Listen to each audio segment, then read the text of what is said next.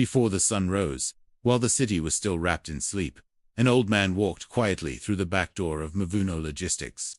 He wore a faded cleaner's uniform, and his steps were slow, as if life had long ago drained his energy. A mop leaned on his shoulder, and a bucket hung from his trembling hand.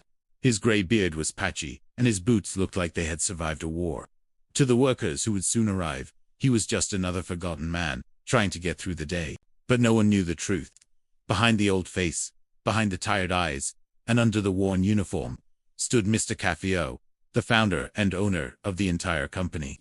He was a man worth millions, feared in board meetings and respected in business circles. But he was also a man who felt his employees had lost their humanity. He had heard the stories. Workers shouting at cleaners, managers stealing from the company, people pretending to work while doing nothing. He'd heard about the rudeness, the pride, the laziness, and worst of all, the arrogance toward anyone without a fancy title. He had to see it for himself. So, he hid his identity behind a cleaner's uniform and entered his own company, unseen. As he reached the reception area, the first person he met was the security guard. Gemmo the guard stared at him, his face filled with irritation. "What are you doing here this early?" he snapped.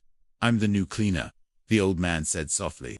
Gemmo rolled his eyes. "Just don't make a mess. And don't touch the front door. The boss hates fingerprints." The boss, the old man almost smiled. At exactly 7:15 a.m., manager Engeroj arrived. His suit was so shiny it reflected the morning light, and his arrogance was thick enough to fill the room. He looked the old cleaner up and down, as if he were something disgusting on the bottom of his shoe. "You, old man, move aside," he commanded, waving his hand dismissively. "Why are you standing there like a statue? Start working, and don't come near my office smelling like that." The old man quietly stepped aside, but Engeroj wasn't finished. "If I see even a speck of dust anywhere, I'll make sure you're fired before you finish your first day." The words were sharp, but the old man stayed silent, his mind already calculating how many others had been treated this way. Next came Miriam, the receptionist. Her face was plastered with a fake smile for the clients, but the moment her eyes landed on the old cleaner, her real expression appeared sharp, annoyed, and full of disrespect. "You're dripping water on the floor," she shouted. "Do you want me to break my neck? Clean it properly. My God, where do they find people like you?" The old man opened his mouth to apologize, but she raised a hand to his face, silencing him. "You talk too much. Just do your job." Then the sales team arrived. They were confident, loud, and bursting with pride. One of them, a tall man named Daniel, shoved the old cleaner aside. "Mind your step, old hero," he mocked. "We're trying to make money here." Another, a woman named Vicky, laughed. "He looks like he hasn't showered in weeks." As the cleaner bent down to pick up his bucket, one of them deliberately kicked it, spilling water everywhere. "Oops," he said with a smirk. "My foot slipped." The water spread across the polished floor. Miriam glared at the old man with pure disgust. "Clean it, and stop wasting our time." He knelt, his old knees hurting and his back screaming in protest, and slowly began wiping the floor. He didn't continue because he needed the job, but because he needed the truth. Hours crawled by. No one said thank you. No one asked if he'd eaten. No one saw him as a human being. But then, in the middle of all that cruelty, a single moment of kindness shone through. A young intern named Aisha approached him. She spoke softly, gently. "Good morning, sir. Are you okay? You look tired." He looked up at her, surprised. She was the first person to actually look at him, to see him. "The bucket is heavy," she continued. "Let me help." Before he could say no, she lifted one side and walked with him. "People don't see it, but cleaners work the hardest," she said with a small smile. "My mother always tells me, treat everyone with kindness. God watches the heart, not the position." Her words were like a warm light piercing through the morning's cold darkness. A little later, she returned with a piece of mandas and a bottle of water. "Please eat," she insisted. "You've been standing all morning." The old man felt his eyes begin to burn. After so much cruelty, this simple act of kindness hit him harder than any insult. At exactly 11 a.m., an email went out calling everyone to the boardroom for a special meeting. Whispers filled the office. "Maybe it's the new budget, or new company rules." Engeroj said there might be layoffs. "I hope they fire that slow cleaner first." The old man entered the boardroom quietly. Some people frowned, some whispered, and a few even laughed.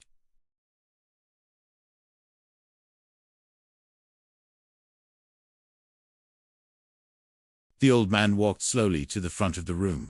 His hand shook slightly as he reached for the zipper on his old worn-out uniform. Everyone watched, confused. He unzipped the uniform, reached into an inside pocket, and pulled out a silver badge that flashed in the room's light like a bolt of lightning. It read, CEO. A heavy silence swallowed the room, and George's mouth fell open. Miriam covered her face in her hands.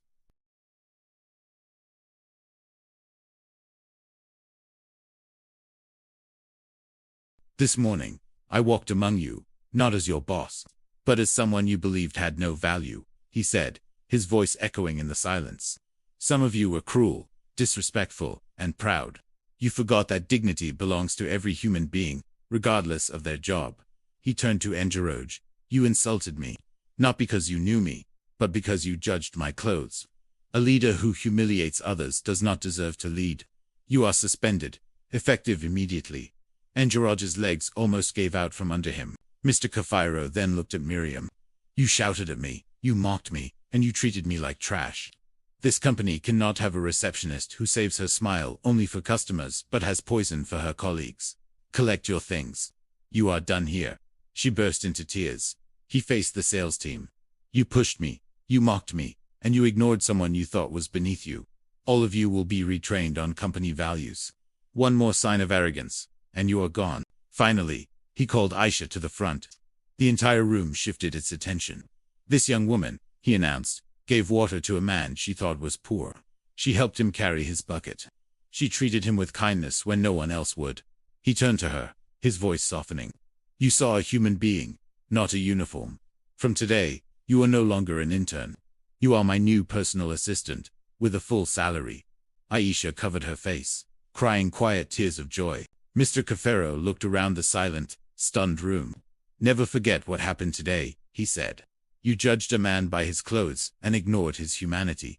But the person you looked down on was the one who signs your paychecks.